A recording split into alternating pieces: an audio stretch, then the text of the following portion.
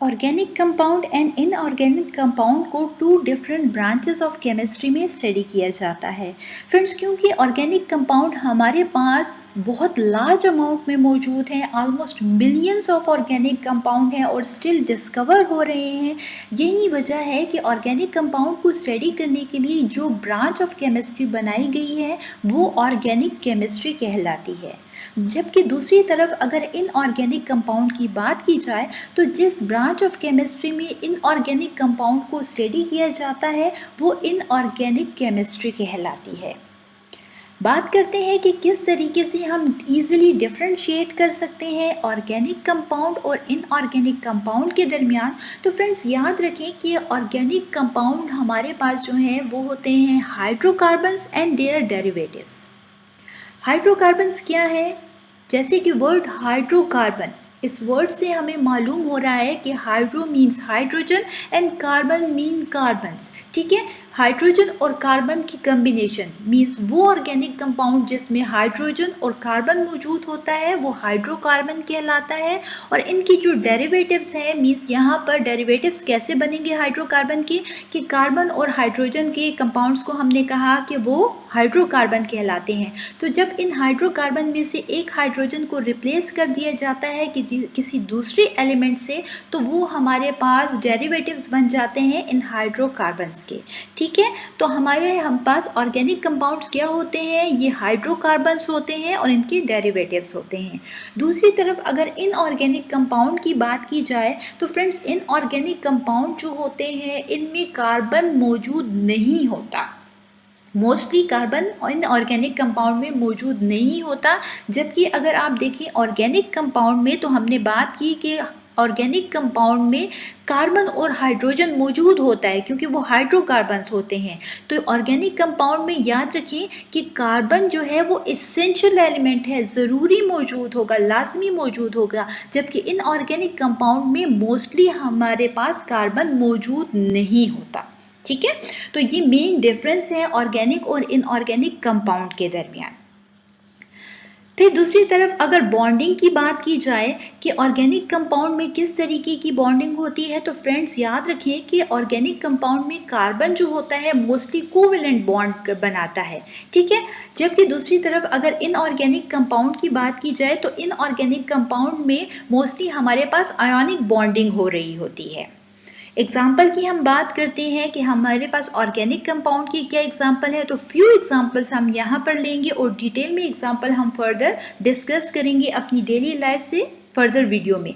तो हमारे पास यहाँ पर जो एग्जाम्पल है ऑर्गेनिक कंपाउंड की फ्रेंड्स वो है CH4 मीथेन जिसे CH4 से डिनोट किया जाता है और ये वो गैस है, मीथेन गैस, जो हम अपने घर में यूज़ कर रहे होते हैं।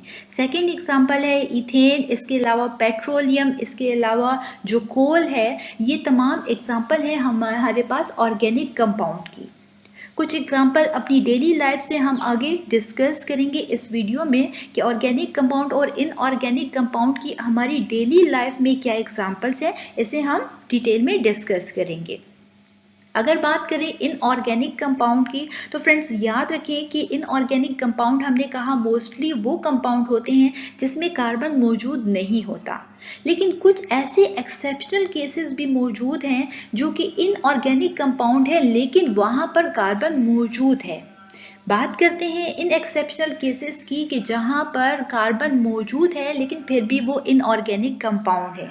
तो आप स्क्रीन पर देख सकते हैं फ्रेंड्स कि वो एग्जाम्पल हैं हमारे पास कार्बन मोनोऑक्साइड है, कार्बन डाइऑक्साइड है, कार्बन डाइसल्फाइड है, इसके अलावा कार्बोनेट्स, बाइकार्बोनेट्स, साइनाइड्स, थायोसाइनेट, ये तमाम जो हैं एग्जाम्पल्स हैं हमारे पास इनऑर्गेनिक कंपाउंड की जो कार्बन जिनमें मौजूद है लेकिन फिर भी वो इनऑर्गेनिक कंपाउंड हैं क्योंकि इनकी प्रॉपर्टीज़ जो हैं वो ऑर्गेनिक कंपाउंड जैसी नहीं हैं, इनऑर्गेनिक कंपाउंड जैसी हैं। यही वजह है कि इनको हम इनऑर्गेनिक कंपाउंड्स कहते हैं। ठीक है फ्रेंड्स, अक्सर एग्जाम में ये क्वेश्चन किया जाता है कि हमारे पास वो कौन से कंपाउंड्स हैं जिसमें कार्बन मौजूद है लेकिन फिर भी वो इनऑर्गेनिक कंपाउंड है। तो फ्रेंड्स, वो ये एग्जांपल्स आपको दिए गई हैं यहाँ पर स्क्रीन पर जो इनमें कार्बन मौजूद होने के बावजूद भी वो इनऑर्गेनिक कंपाउंड है। अगेन रिपीट करते हैं कि कार्बन जिनमें मौजूद होगा मोस्टली वो ऑर्गेनिक कंपाउंड्स होते हैं, और यहाँ पर इनऑर्गेनिक कंपाउंड में हमारे पास कार्बन मोस्टली मौजूद नहीं होता।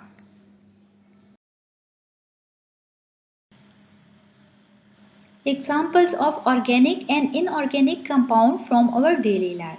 जी हाँ फ्रेंड्स, यहाँ हम जानेंगे कि किस तरीके से organic compound and inorganic compound हमारी डेली लाइफ में इम्पॉर्टेंट रोल प्ले करते हैं, और वो भी कुछ एग्जाम्पल्स के ज़रिए। फर्स्ट एग्जाम्पल है ऑर्गेनिक कंपाउंड की, वो है डीएनए, साथ ही nail polish remover, candle, perfume, soap and detergent, paint, और बहुत सी एग्जाम्पल है हमारी डेली लाइफ से जिसका शायद हमें तसव्वुर करना भी नामुमकिन है कि ये तमाम जो चीज़ें हैं वो ऑर्गेनिक कंपाउंड से बिलोंग करती हैं। फ्यू मोर एग्जाम्पल्स की अगर बात की जाए तो फ्रेंड्स, हमारे पास जो मेडिसिन्स हैं, इंसेक्टिसाइड्स हैं, हार्मोन्स हैं, स्टेरॉइड्स हैं, पेपर, इंक, इसी के साथ प्लास्टिक, रबर, और बहुत सी ऐसी हमारी डेली लाइफ से एग्जाम्पल हैं जो तमाम की तमाम जो हैं बेस्ड करती हैं ऑर्गेनिक कंपाउंड्स के पे। इनऑर्गेनिक कंपाउंड की बात की जाए तो इनऑर्गेनिक कंपाउंड की जो एग्जांपल हैं हमारी डेली लाइफ से फ्रेंड्स, फ्यू एग्जांपल हम यहाँ पर डिस्कस करेंगे। फर्स्ट एग्जांपल है NaCl। NaCl जो कि कॉमन साल्ट या टेबल साल्ट कहलाता है, हमारे घरों में जो नमक इस्तेमाल हो रहा है फ्रेंड्स, ये बेस्ट एग्जांपल है इनऑर्गेनिक कंपाउंड का। सेकेंड एग्जांपल है इनऑर्गेनिक कंपाउंड की वाटर जो हम अपनी डेली लाइफ में यूज़ कर रहे हैं फ्रेंड्स, और जिसके बगैर ज़िंदगी का तसव्वुर भी नामुमकिन है, तो ये वाटर एक इनऑर्गेनिक कंपाउंड है। थर्ड एग्जांपल है इनऑर्गेनिक कंपाउंड की, वो है डायमंड जो कि एक नायाब हीरा है फ्रेंड्स, ये इनऑर्गेनिक कंपाउंड है। कैल्शियम कार्बोनेट एग्जाम्पल है हमारे पास चॉक की, जो कि हम ब्लैक बोर्ड पर राइटिंग के लिए यूज़ करते हैं, तो ये एक इनऑर्गेनिक कंपाउंड है। साथ ही HCl हाइड्रोक्लोरिक एसिड भी इनऑर्गेनिक कंपाउंड है। कार्बन डाइऑक्साइड गैस, ये भी एक इनऑर्गेनिक कंपाउंड है। तो यहाँ पर फ्रेंड्स आपने देखा कि किस तरीके से फ्यू एग्जाम्पल्स के ज़रिए हमने बताया कि ऑर्गेनिक एंड इनऑर्गेनिक कंपाउंड हमारी डेली लाइफ में इम्पॉर्टेंट रोल प्ले कर रहे हैं। क्लासिफिकेशन ऑफ हाइड्रोकार्बन को समझने के लिए ये ज़रूरी है कि सबसे पहले हमें ये मालूम हो कि वर्ड हाइड्रोकार्बन क्या है।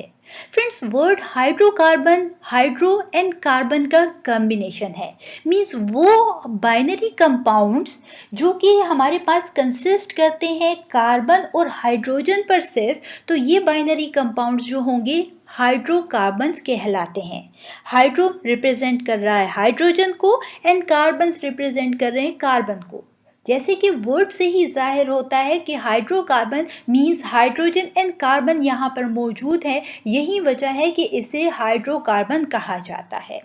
अब ये हाइड्रोकार्बन जो है क्लासिफाई होते हैं टू टाइप्स में। फर्स्ट है हमारे पास open chain hydrocarbons. Open chain hydrocarbon को एसाइक्लिक हाइड्रोकार्बन भी कहा जाता है, या फिर इसे एलिफेटिक हाइड्रोकार्बन भी कहा जाता है। ए मीन्स ए साइक्लिक का ए रिप्रेजेंट क्या कर रहा है, ए का मतलब नहीं होना, ठीक है, यानी कोई साइकिल नहीं है, यही वजह है कि इसे हम ओपन चेन हाइड्रोकार्बन कहते हैं। अब ओपन चेन हाइड्रोकार्बन में हमारे पास जो होंगे हाइड्रोकार्बन्स, इसमें कार्बन एटम लिंक होंगे या तो स्ट्रेट चेन की फॉर्म में या फिर ब्रांच चेन की फॉर्म में, ठीक है। स्ट्रेट चेन की आप एग्जांपल स्क्रीन पर देख सकते हैं कि एन ब्यूटेन हमारे पास रिप्रेजेंट कर रहा है स्ट्रेट चेन हाइड्रोकार्बन्स को। यहाँ पर आप देख सकते हैं कि 4 कार्बन एटम्स का चेन है और तमाम के तमाम जो कार्बन एटम है स्ट्रेट चेन की फॉर्म में है। यही वजह है कि यहाँ पर जो एन है, एन ब्यूटेन में एन रिप्रेजेंट कर रहा है स्ट्रेट चेन को, ब्यूट रिप्रेजेंट कर रहा है कि 4 कार्बन की चेन है, और एन रिप्रेजेंट कर रहा है कि तमाम कार्बन एटम्स के दरमियान सिंगल बॉन्ड है, ठीक है। दूसरी तरफ अगर ब्रांच चेन हाइड्रोकार्बन की बात की जाए तो फ्रेंड्स आप देख सकते हैं स्क्रीन पर कि आइसोब्यूटेन जो है एग्जाम्पल है ब्रांच चेन हाइड्रोकार्बन की। यहाँ पर सेकेंड कार्बन पे हमारे पास ब्रांच है, ठीक है। आइसो वर्ड रिप्रेजेंट कर रहा है ब्रांच चेन को, ब्यूट रिप्रेजेंट कर रहा है कि 4 कार्बन की चेन है, और एन हमें बता रहा है कि तमाम कार्बन एटम्स के दरमियान जो है सिंगल बॉन्ड है। अब फर्दर अगर हम बात करें कि हमारे पास जो ओपन चेन या ए साइक्लिक हाइड्रोकार्बन्स हैं, ये डिवाइड किस में हो रहे हैं फ्रेंड्स? ये फर्दर डिवाइड होंगे हमारे पास सेचुरेटेड हाइड्रोकार्बन में और अनसेचुरेटेड हाइड्रोकार्बन में। अब सेचुरेटेड हाइड्रोकार्बन क्या है? सेचुरेटेड हाइड्रोकार्बन में हमारे पास आता है अल्केन्स। अल्केन्स जिसे पैराफिन्स भी कहा जाता है। फ्रेंड्स, हमारे पास जो अल्केन्स होते हैं, यहाँ पर तमाम के तमाम जो कार्बन एटम होंगे उनके दरमियान जो होता है सिंगल कोवेलेंट बॉन्ड होता है। यही वजह है कि इन्हें सेचुरेटेड हाइड्रोकार्बन्स भी कहा जाता है। दूसरी तरफ हमारे पास ये जो ओपन चेन या ए साइक्लिक हाइड्रोकार्बन्स हैं, इसमें फर्स्ट जो हमने बात की, एक है हमारे पास सेचुरेटेड हाइड्रोकार्बन, दूसरे हैं अनसेचुरेटेड हाइड्रोकार्बन। अगर अनसेचुरेटेड हाइड्रोकार्बन की बात की जाए तो फ्रेंड्स, ये वो हाइड्रोकार्बन है कि जहाँ पर हमारे पास मल्टीपल बॉन्ड प्रेजेंट होते हैं। एग्जाम्पल आप देख सकते हैं स्क्रीन पर कि अल्कीन और अल्काइन, ये जो है हमारे पास अनसेचुरेटेड हाइड्रोकार्बन्स हैं। अगर अल्कीन की बात की जाए तो अल्कीन में हमारे पास एटलीस्ट 1 कार्बन जो होगा, कार्बन कार्बन उनके दरमियान डबल बॉन्ड का प्रेजेंट होना ज़रूरी है। ठीक है, यही वजह है कि इससे ये वर्ड इन, जो इन का वर्ड है, ये रिप्रेजेंट कर रहा है डबल बॉन्ड को। और याद रखें कि अल्कीन में at least 1 carbon carbon double bond ज़रूर मौजूद होगा। दूसरी तरफ अगर हम अनसेचुरेटेड हाइड्रोकार्बन में बात करते हैं तो दूसरे जो अनसेचुरेटेड हाइड्रोकार्बन्स हैं वो अल्काइन कहलाते हैं। अल्काइन में हमारे पास at least 1 carbon carbon triple bond का होना ज़रूरी है। ठीक है, अब बात करते हैं अगर हम एग्जाम्पल्स की, तो सेचुरेटेड हाइड्रोकार्बन्स में हमने कहा कि हमारे पास तमाम कार्बन कार्बन जो होते हैं सिंगल कोवेलेंट बॉन्ड होते हैं। आप स्क्रीन पर एग्जाम्पल देख सकते हैं प्रोपेन। प्रोपेन में वर्ड प्रोप जो है वो रिप्रेजेंट कर रहा है 3 कार्बन की चेन को, और एन जहाँ कहीं लगता है फ्रेंड्स, याद रखें कि ये सिंगल कोवेलेंट बॉन्ड को रिप्रेजेंट करता है। तो क्योंकि आप देख सकते हैं कि यहाँ पर तमाम कार्बन एटम जो 3 कार्बन एटम है, इनके दरमियान सिंगल बॉन्ड है, यही वर्ड है, यही वजह है कि यहाँ पर जो है हमने वर्ड एन यूज़ किया है। प्रोप रिप्रेजेंट कर रहा है 3 कार्बन को और एन रिप्रेजेंट कर रहा है सिंगल कोवेलेंट बॉन्ड को। तो प्रोपेन जो है हमारे पास अल्केन है, क्योंकि यहाँ पर तमाम के तमाम जो कार्बन एटम है उनके दरमियान सिंगल कोवेलेंट बॉन्ड है, और ये एग्जाम्पल है हमारे पास सेचुरेटेड हाइड्रोकार्बन्स की। दूसरी तरफ अगर अनसेचुरेटेड हाइड्रोकार्बन की बात की जाए तो फर्स्ट है हमारे पास अल्कीन, जिसमें हमने बात की कि एटलीस्ट 1 हमारे पास कार्बन कार्बन डबल बॉन्ड का होना मस्ट है। एग्जाम्पल आप देख सकते हैं स्क्रीन पर प्रोपीन। ठीक है, प्रोपीन आप देख सकते हैं कि हमारे पास यहाँ पर जो फर्स्ट 2 कार्बन है इनके दरमियान डबल बॉन्ड है। ठीक है, प्रोप यहाँ पर रिप्रेजेंट कर रहा है 3 कार्बन एटम्स को, और ई रिप्रेजेंट कर रहा है कि हमारे पास डबल बॉन्ड यहाँ पर प्रेजेंट है। ठीक है, यही वजह है कि हमने प्रोपीन लिखा है, जिसमें ये रिप्रेजेंट कर रहा है वर्ड इन कि हमारे पास कार्बन कार्बन का डबल बॉन्ड यहाँ प्रेजेंट है। अनसेचुरेटेड हाइड्रोकार्बन में अगर बात की जाए अल्काइन की, जिसमें हमने कहा कि at least 1 carbon carbon triple bond का होना ज़रूरी है। एग्जाम्पल आप स्क्रीन पर देख सकते हैं प्रोपाइन। यहाँ पर आप देख सकते हैं कि फर्स्ट 2 कार्बन के दरमियान ट्रिपल बॉन्ड मौजूद है, यही वजह है कि हमने प्रोपाइन लिखा है। प्रोप रिप्रेजेंट कर रहा है यहाँ पर 3 कार्बन एटम्स को, और YNE जो है रिप्रेजेंट कर रहा है कि हमारे पास यहाँ पर ट्रिपल बॉन्ड जो है प्रेजेंट है।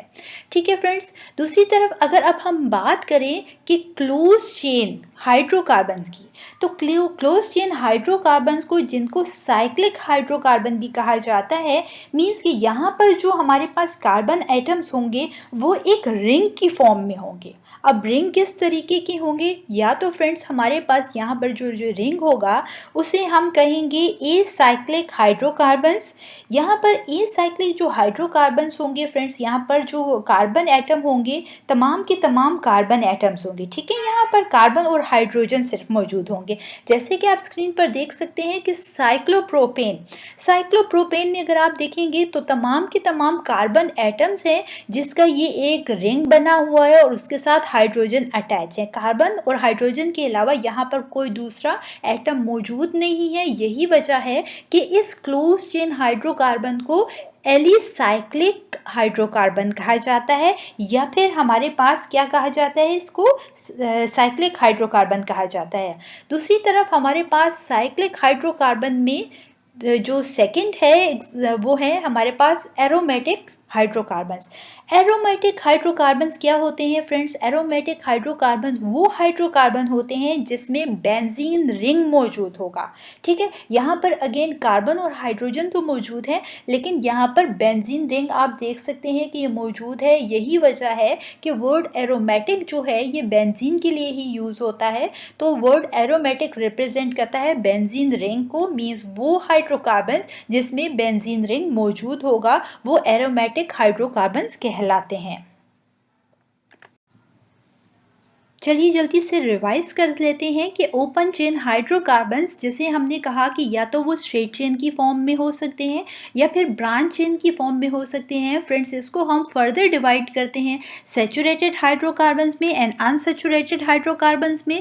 सैचुरेटेड हाइड्रोकार्बन्स में हमारे पास होते हैं अल्केन्स, जबकि अनसैचुरेटेड हाइड्रोकार्बन्स में हमारे पास होते हैं अल्कीन और अल्काइन। अल्केन जो होते हैं ये रिप्रेजेंट करते हैं कार्बन कार्बन सिंगल बॉन्ड को। जैसे कि हमने बात की, एग्जांपल ली प्रोपेन की, इसके अलावा एन ब्यूटेन की, आइसोब्यूटेन की। एन ब्यूटेन हमने कहा कि स्ट्रेट चेन हाइड्रोकार्बन है, जबकि आइसोब्यूटेन हमारे पास ब्रांच चेन हाइड्रोकार्बन है। लेकिन ये तमाम की तमाम जो एग्जाम्पल हैं वो हैं अल्केन की, क्योंकि यहाँ पर हम देख सकते हैं कि तमाम कार्बन जो एटम है उनके दरमियान सिंगल बॉन्ड मौजूद है। फ्रेंड्स, यही वजह है कि हम ये कहेंगे कि ये हमारे पास जो सैचुरेटेड हाइड्रोकार्बन्स है ये अल्केन है। दूसरी तरफ अगर अनसैचुरेटेड हाइड्रोकार्बन की बात की जाए तो हमने कहा कि अल्कीन और अल्काइन जो हैं वो अनसैचुरेटेड हाइड्रोकार्बन होते हैं। मींस यहाँ पर हमारे पास मल्टीपल बॉन्ड प्रेजेंट होंगे, डबल बॉन्ड चाहे ट्रिपल बॉन्ड, तो वो अनसैचुरेटेड हाइड्रोकार्बन्स कहलाते हैं। अल्कीन में हमारे पास at least one carbon carbon triple bond का होना ज़रूरी है, एक से ज़्यादा भी हो सकता है। एग्जाम्पल हमने ली थी प्रोपीन की। दूसरी तरफ अगर अल्काइन की बात की जाए तो अल्काइन में at least one carbon carbon triple bond का होना मस्ट है, एक से ज़्यादा ट्रिपल बॉन्ड भी हो सकते हैं। एग्जाम्पल हमने यहाँ पर ली प्रोपाइन की। आप देख सकते हैं कि फर्स्ट टू कार्बन के दरमियान यहाँ पर हमारे पास ट्रिपल बॉन्ड मौजूद है। क्लोज चेन हाइड्रोकार्बन में सबसे पहले हम डिस्कस करेंगे एलिसाइक्लिक हाइड्रोकार्बन को।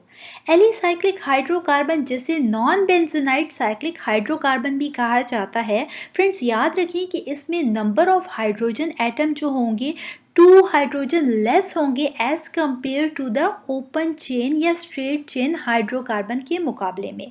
जैसा कि हम जानते हैं कि प्रोपेन अगर हम लें तो प्रोपेन में हमारे पास 3 कार्बन होते हैं और 8 हाइड्रोजन होते हैं स्ट्रेट चेन में। लेकिन यहाँ पर आप स्क्रीन पर अगर देखेंगे कि जो साइक्लोप्रोपेन है यहाँ पर carbon number of carbon atom तो 3 हैं, लेकिन जो नंबर ऑफ हाइड्रोजन एटम अगर उसे काउंट करेंगे तो 2, 3, 4, 5, 6 जो है नंबर ऑफ हाइड्रोजन एटम है। जबकि हमारे पास जो ओपन चेन हाइड्रोकार्बन होते हैं वहाँ पर नंबर ऑफ हाइड्रोजन एटम 8 होते हैं। तो आप देख सकते हैं यहाँ नंबर ऑफ हाइड्रोजन एटम 6 हैं साइक्लोप्रोपेन में, जबकि स्ट्रेट चेन जो प्रोपेन होता है वहाँ पर नंबर ऑफ हाइड्रोजन एटम 8 होते हैं। क्योंकि ये साइकिल में बॉन्ड जो होता है आप देख सकते हैं कि कार्बन को हमारे हमेशा जो होती है अपनी टेट्रावेलेंसी को पूरा करना होता है, मीन्स उसने 4 बॉन्ड बनाने होते हैं और यहाँ पर क्लोज चेन में इसका बॉन्ड इस तरीके से कंप्लीट हो जाता है। यही वजह है कि फ्रेंड्स यहाँ पर जो नंबर ऑफ हाइड्रोजन एटम होते हैं वो 2 लेस होते हैं as compare to the open chain hydrocarbon. ठीक है। सेकेंड एग्जांपल हम लेते हैं यहाँ पर क्लोज चेन हाइड्रोकार्बन की, तो वो आप देख सकते हैं कि साइक्लोब्यूटेन। साइक्लो रिप्रेजेंट कर रहा है साइकिल को, और ब्यूटेन बता रहा है कि ब्यूट मीन्स 4 कार्बन, और एन रिप्रेजेंट करता है हमारे पास सिंगल बॉन्ड को। ठीक है, तो साइक्लोब्यूटेन 4 कार्बन का जो हमारे पास साइकिल होगा, इसको साइक्लोब्यूटेन कहा जाता है। फिर है साइक्लोपेंटेन। आप देख सकते हैं कि यहाँ पर 5 कार्बन का ये साइकिल है, यही वजह है कि साइक्लोपेंटेन हमने लिखा है। साइक्लोल रिप्रेजेंट करता है, साइक्लो वर्ड जो है वो साइकिल को, पेंट रिप्रेजेंट कर रहा है 5 कार्बन को, और एन रिप्रेजेंट कर रहा है सिंगल बॉन्ड को। साइक्लोहेक्सेन जो है ये भी एग्जांपल है हमारे पास एलिसाइक्लिक हाइड्रोकार्बन की। साइक्लो रिप्रेजेंट कर रहा है साइकिल को, हेक्स रिप्रेजेंट कर रहा है 6 कार्बन को, और एन रिप्रेजेंट कर रहा है सिंगल बॉन्ड को। ठीक है, अब हमारे पास जो साइक्लिक ये हाइड्रोकार्बन्स है, ये सिर्फ ये नहीं होगा कि सिंगल बॉन्ड होंगे इनमें तमाम कार्बन के दरमियान, इसमें डबल और ट्रिपल बॉन्ड भी हो सकता है। जैसे कि आप स्क्रीन पर देख सकते हैं कि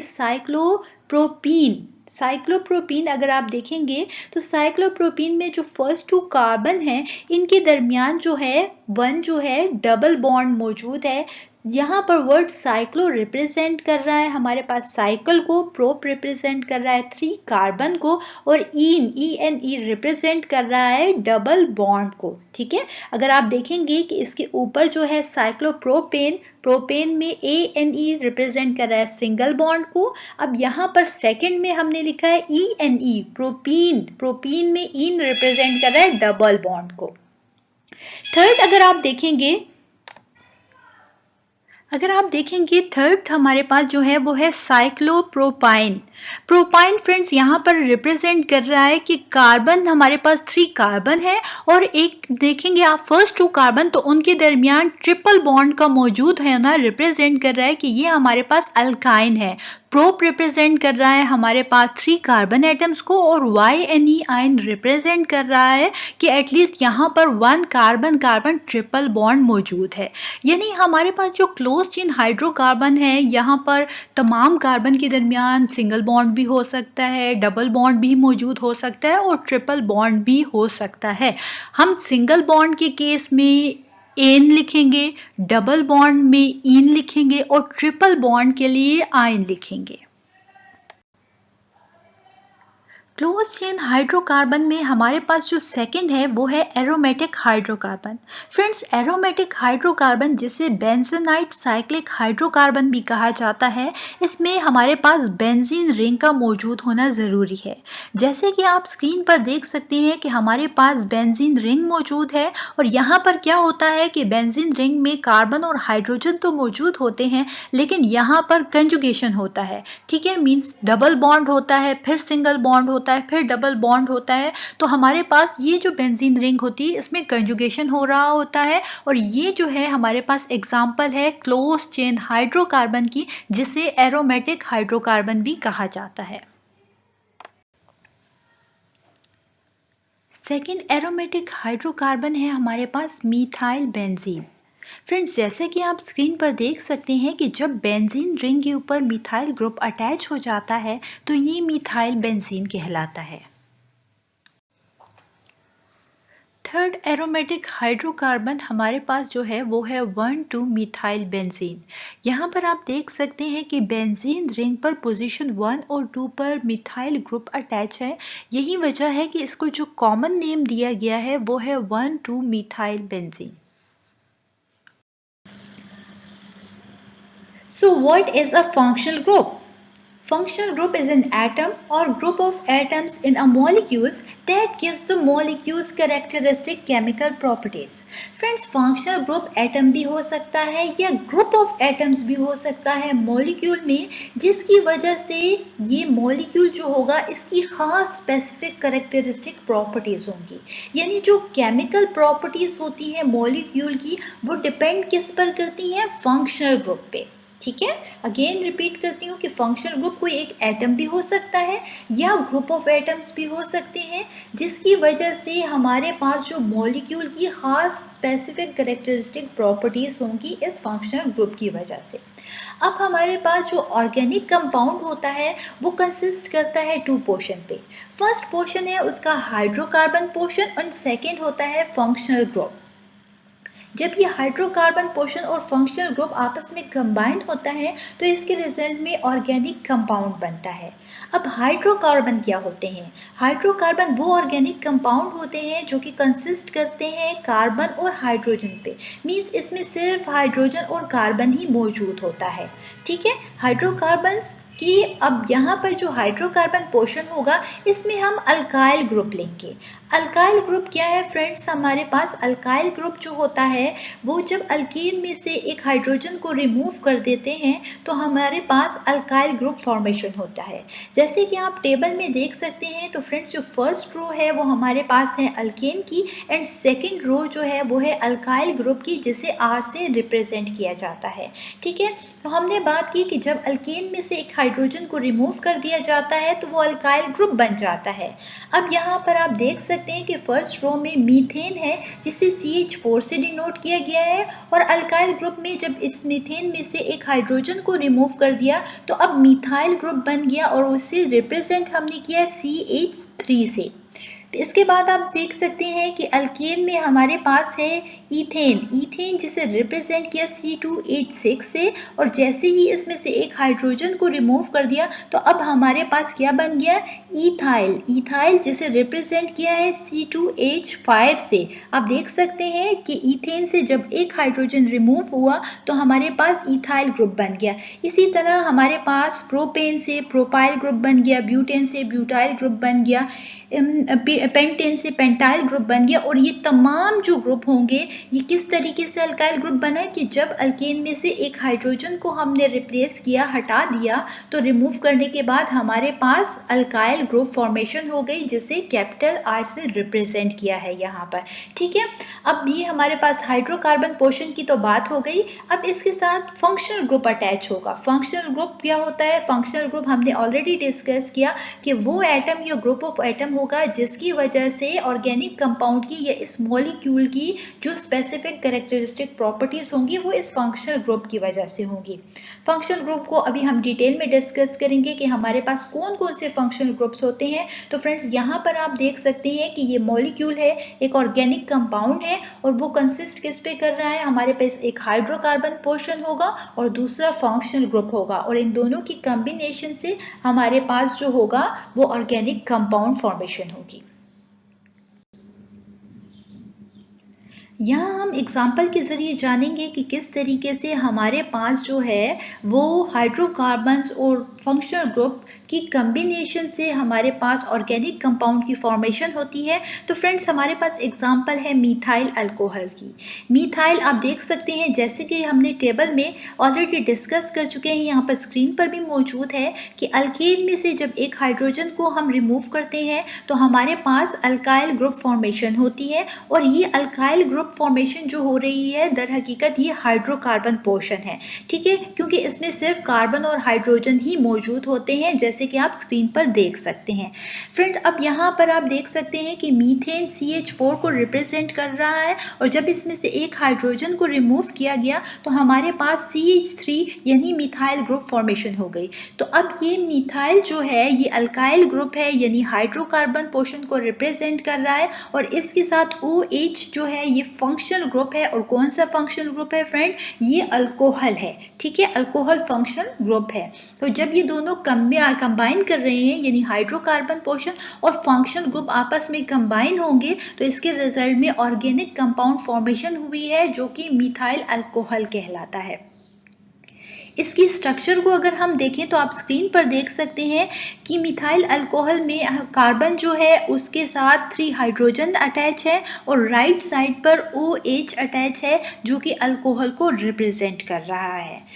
साथ ही हम बात करें अगर सेकंड एग्जाम्पल की, तो फ्रेंड्स आप देख सकते हैं कि हमारे पास सेकंड एग्जाम्पल है इथाइल अल्कोहल की। अब मैंने यहाँ पर इथाइल क्यों लिखा, इथाइल आप देख सकते हैं अगेन टेबल में कि इथाइल हमारे पास कहाँ से आया, तो अल्केन में से जब एक हाइड्रोजन को रिमूव करते हैं तो हमने कहा कि वो अल्काइल ग्रुप बन जाता है। और अगर आप सेकेंड रो को देखते हैं तो हमारे पास लिखा हुआ है ईथेन, ईथेन जिसका फॉर्मूला है C2H6, और जब इसमें से हमने एक हाइड्रोजन को रिमूव किया तो हमारे पास इथाइल ग्रुप फॉर्मेशन हुई, और ये है हमारे पास C2H5। अब ये CH2 जो कि रिप्रेजेंट कर रहा है इथाइल ग्रुप को। आप यहाँ पर भी काउंट कर सकते हैं कि 2 कार्बन है एंड 5 हाइड्रोजन है जो कि रिप्रेजेंट कर रहे हैं इथाइल ग्रुप को, और साथ OH जो अटैच है ये हमारे पास क्या है, फंक्शनल ग्रुप। कौन सा फंक्शनल ग्रुप, अल्कोहल। यही वजह है कि इसको हमने नाम दिया है इथाइल अल्कोहल का। फ्रेंड्स अब यहाँ पर थोड़ी सी बात हो जाए फिजिकल एंड केमिकल प्रॉपर्टीज़ की, तो याद रखिए फ्रेंड्स कि हमारे पास जो फंक्शनल ग्रुप यहाँ पर अटैच हैं दोनों में, ठीक है, दोनों जो ऑर्गेनिक कंपाउंड है मिथाइल अल्कोहल और इथाइल अल्कोहल, दोनों में जो फंक्शनल ग्रुप है वो हमने कहा अल्कोहल अटैच है, अल्कोहल दोनों में अटैच है। यही वजह है कि फ्रेंड्स इनकी जो केमिकल प्रॉपर्टीज़ होंगी वो भी सेम होंगी, क्योंकि हमने डिस्कस किया कि केमिकल प्रॉपर्टीज़ जो होती हैं वो डिपेंड करती हैं फंक्शनल ग्रुप पे, और फंक्शनल ग्रुप जो होते हैं वही केमिकल रिएक्शन में जो होता है पार्टिसिपेट करते हैं। मीन्स जब कभी केमिकल रिएक्शन होगा तो वहाँ पर कौन सा पार्ट इन्वॉल्व होगा, तो वो फंक्शनल ग्रुप ही इन्वॉल्व होगा। यही वजह है कि केमिकल प्रॉपर्टीज़ ऑर्गेनिक कंपाउंड की डिपेंड करती हैं फंक्शनल ग्रुप पे। जबकि दूसरी तरफ अगर हम फिजिकल प्रॉपर्टीज़ की बात करें तो फ्रेंड्स फिजिकल प्रॉपर्टीज़ हमने बात की कि वो डिपेंड किस पे करती हैं, कि वो हाइड्रोकार्बन पोर्शन पे डिपेंड करती हैं, यानी अल्काइल ग्रुप पर डिपेंड करती हैं। तो आप देख सकते हैं यहाँ पर हमने क्या बताया है कि मिथाइल अल्कोहल का स्क्रीन पर हमने लिखा है कि स्मॉलर मॉलिक्यूलर साइज है हमारे पास मिथाइल अल्कोहल का, और यही वजह है कि इसका लो बॉइलिंग पॉइंट है। जबकि दूसरी तरफ हमने क्या लिखा कि लार्ज मॉलिक्यूलर साइज है और कंपेरेटिवली हाई बॉइलिंग पॉइंट है। आप देख सकते हैं कि यहाँ पर जो मिथाइल अल्कोहल है यहाँ पर कार्बन के देखेंगे अगर आप, कार्बन जो है 1 कार्बन अटैच है और उसके साथ 3 हाइड्रोजन अटैच है, जबकि दूसरी तरफ इथाइल में हमारे पास 2 कार्बन और 5 हाइड्रोजन अटैच हैं। तो आप देख सकते हैं कि इथाइल के मुकाबले में जो मिथाइल है उसका मॉलिक्यूलर साइज जो है लार्ज हो जाता है। यही वजह है कि हमारे पास जो बॉइलिंग पॉइंट होगा वो मिथाइल अल्कोहल का कम होगा as compare two ethyl alcohol के मुकाबले में, क्योंकि इथाइल अल्कोहल का मॉलिक्यूलर साइज ज़्यादा है। यही वजह है कि इथाइल अल्कोहल का जो हमारे पास बॉइलिंग पॉइंट होगा वो भी हाई होगा, क्योंकि बॉइलिंग पॉइंट या कोई भी फिजिकल प्रॉपर्टी जो है किसी मॉलिक्यूल की डिपेंड किस पर करती है, वो उसके हाइड्रोकार्बन पोर्शन यानी अल्काइल ग्रुप पर डिपेंड करती है।